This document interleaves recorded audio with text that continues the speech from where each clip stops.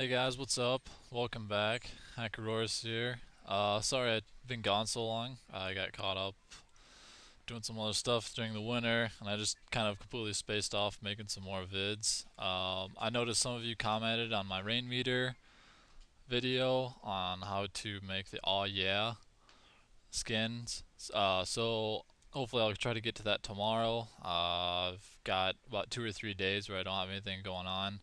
Today I wanted to kind of go a little bit deeper into password cracking. I made a video about OPH crack. Now you can crack Windows XP passwords. OPH crack finally released a live CD for Windows 7, so you should head on over to their website and grab that. It is awesome.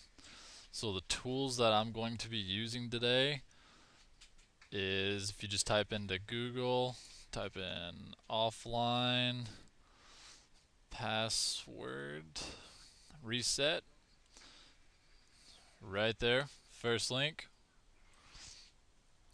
Go ahead and grab the boot disk about halfway down. The download, just go ahead and grab the top one, the 511. And, oh, sorry, didn't mean to do that. Go ahead and head on over to OPH Crack's website and grab the live disk for Windows XP and Windows 7. Before it was just Windows Vista. Now they've included tables that work with 7, and I must say that they are pretty slick. So for my first demonstration, I've got I'm using. I noticed another thing on my older videos. You guys are commenting on what virtualization I use. I do use VMware primarily.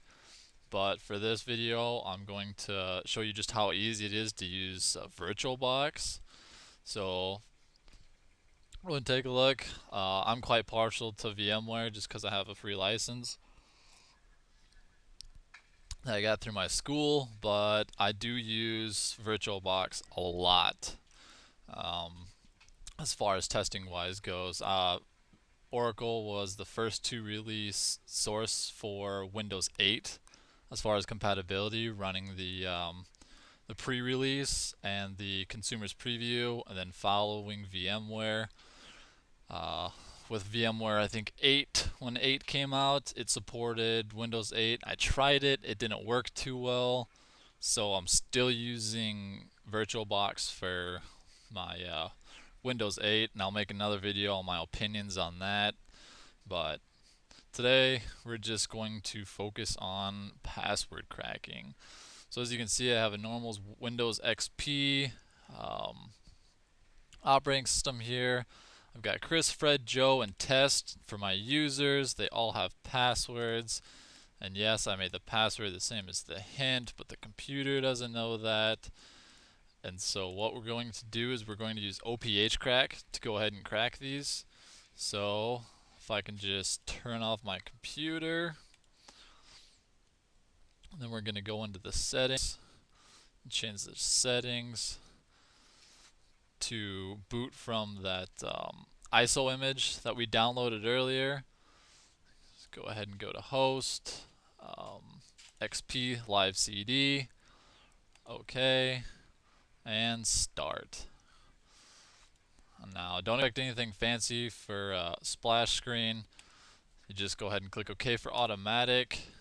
This is the basic splash screen you're going to get on live CDs. I know Ubuntu's kind of made theirs a little bit flashier, but as far as like Fedora, Debian goes, you're gonna see this. I know CentOS before it loads its GUI, it does a lot of this stuff too. It basically just lets you know that everything's functioning. Sometimes it'll say fail, and so all right, here we go. So the first thing that popped up, Sakura said searching for your tables. It says that it's found the tables that are built into the live CD. So we're going to go to the OPH crack actual program that automatically runs. You don't have to click anything. That's awesome. What it's going to do is it's going to search your RAM or random access memory, and it's going to look for those passwords that are typed in right off the bat. So as you can see, it's loaded right here, and it's giving you hashes, and it will start cracking passwords almost immediately. As you can see, it's already found 3 of the 4 passwords in less than a minute. Record to beat, I think I've cracked a password in, was it 13 seconds? The password was fuck off. And so, oh, there you go, right there. And go ahead and stop. It cracked all 4 passwords within, almost within a minute.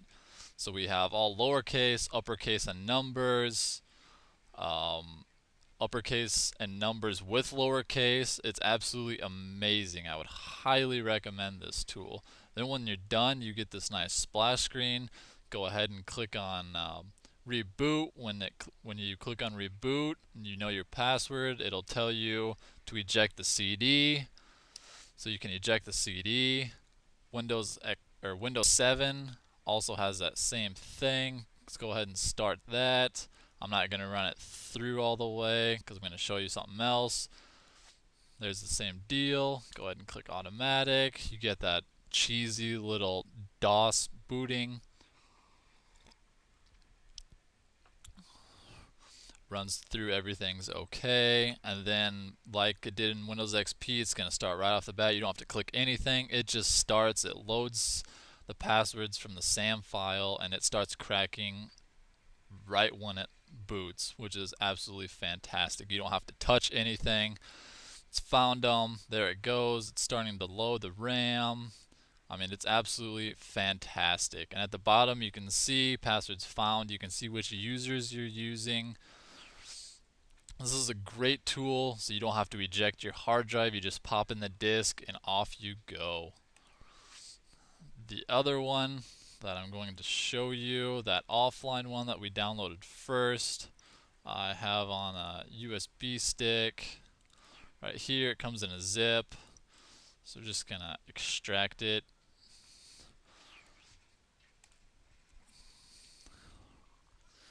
Right off the bat. There we go. CD. Now we're going to want to boot from that on my Windows 7. And what this does is not actually crack the password. What this does is it bypasses the password requirement, and it allows you to edit the registry so that you can just type in a new password or leave it blank if you so choose. So we're going to choose an ISO image, CD, open, OK. Start that sucker up. It's going to boot into another DOS. This one's going to be completely DOS. It's not going to have, that's it right there. That's as fancy as it gets.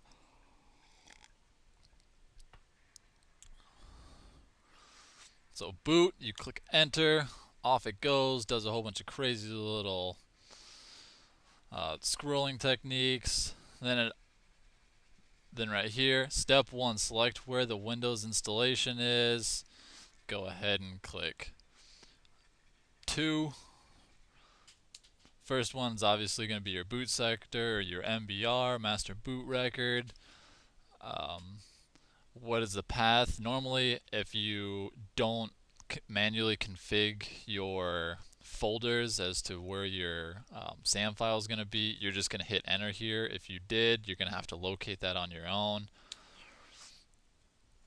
Now it asks you which part of the registry to load. Use predefined choices. We're going to do password reset.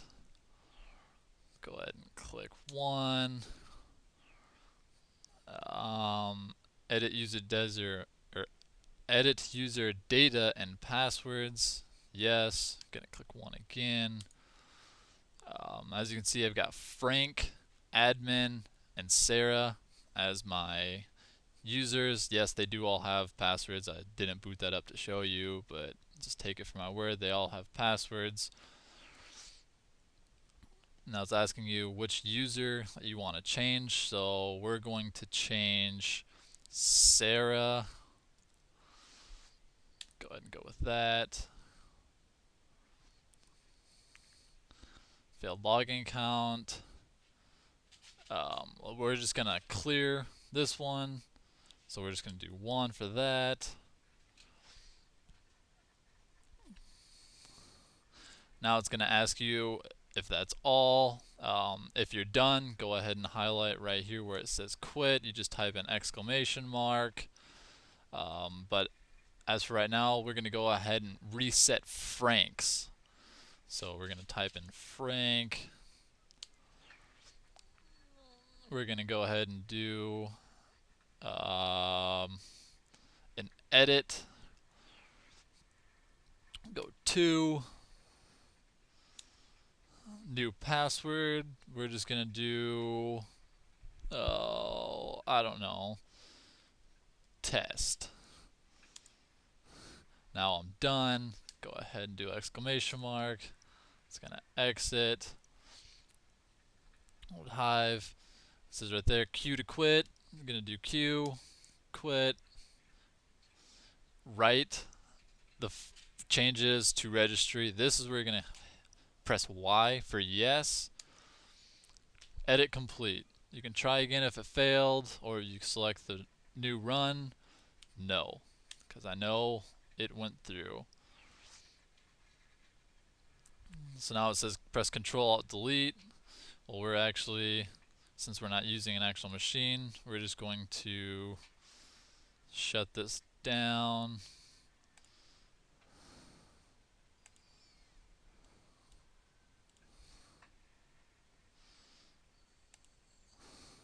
Power off. Now we're going to boot it straight from the hard drive, so we have to go in and unmount that ISO file. CD, just a blank drive. Go ahead and start it up. And this is absolutely phenomenal how this works. And once I get in, I'm going to boot up Windows XP and show you another little trick if you can actually log into a user account, how to find the passwords. So say, I don't know how old most people are that are watching this. I know the current generation with all the younger kids, they're learning how to hack. They're doing it better than their parents. Parents are buying, $100, $200, $300 software to firewall their restrictions. Kids are bypassing it. They're getting on the internet. They're finding it out. Or if you're just a enthusiast, so there's Sarah right there. I can click that and it'll log me right in. Since I wiped hers, I can also log out, which I'm going to do as soon as it logs me in here. Log off. Now we're going to log into Frank. If you remembered, we changed Frank's password to test.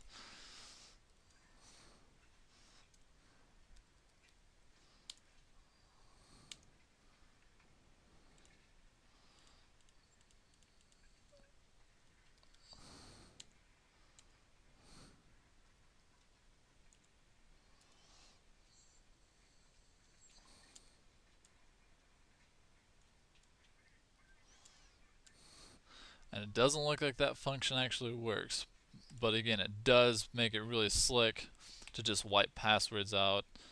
Now you can go into this profile, you can do whatever you want. You can change the password, you can add yourself as an administrator. You can clear out all the profiles, you can log on to their data, which is illegal. Well, you can do whatever you need to do. We're going to shut this down so I can show you that other method, which is a really awesome method. It's a method I've done for the last 2 years to break into computers. With permission, of course. Otherwise, that's illegal. I wouldn't suggest doing that. You get caught. When you get caught, you could do some serious jail time. So we're going to power up XP, and I just downloaded a file. I'll show you where that is. I forgot to unmount it, so now we're going to close it. Go to settings, storage, OPH crack, select the dull drive, OK. Start that sucker back up while this is booting. I'm going to show you where to go. I might have mentioned this in one of my earlier videos. If not, I'm going to bring it up a lot. It's a great tool. I love to use it. The program is called Kane. So we're just going to log into test works password, and this is for, bear in mind that the users that you're breaking into, they're not going to have complex passwords. Out of the hundreds, thousands of desktops and laptops I've worked on over the last 2.5 years, their passwords are just dull, like butterflies, test. They don't use, uppercase, lowercase numbers because it's their personal computer. If it gets stolen, that means someone broke into their house and took it. They're not going to have a complex password. Normally, their online passwords are going to be, uppercase, lowercase numbers, symbols. But for their home account, they feel safe that it's in their house, that it's just not going to be that complex. And I can guarantee you on 95% of all of them that I've worked on, I've been able to crack the password, and it is something so simple that I'm just blown away. So this is the program by Oxit, Cain and Abel. You download this one, not the discontinued link. I'll show you on this XP machine what it does. I've already downloaded it. Make sure to turn off your antivirus. It will come up as an unwanted program when you downloaded it because it is used for exploitation. So it will pick it up. It'll say that, this could harm your computer. It won't. It just doesn't want you doing illegal things with it if you choose to use them in such a way. So this is what it looks like. Nothing fancy. It looks almost like a Windows 95 program. Go ahead and click on the tab that says Cracker. Then you're going to click in this box, click Add Local System, which means that you're cracking the passwords for the local machine. Go ahead and click Next. Right off the bat, it tells you Fred, Chris, Joe, Test, all those passwords. Gonna go ahead and do highlight them all. We'll just do a brute force attack real quick, clean them out, predefined. That works. You can customize the length. You can do custom 1, 2, 3, lowercase, uppercase symbols. Start.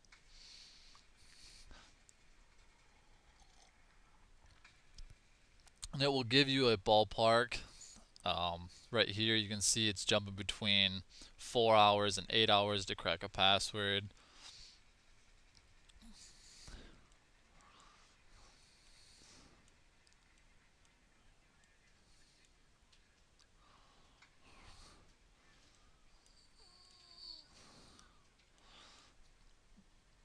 Obviously I'm not going to sit here for 3.5 hours. So I'm going to exit.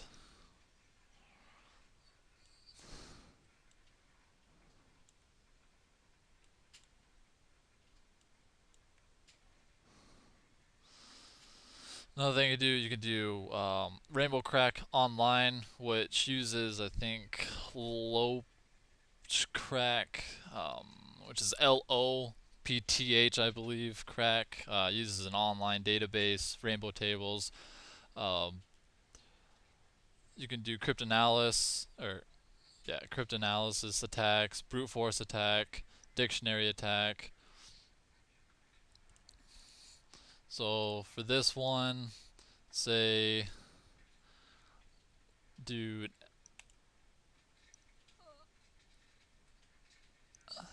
NT, so let's do LNM hash, start.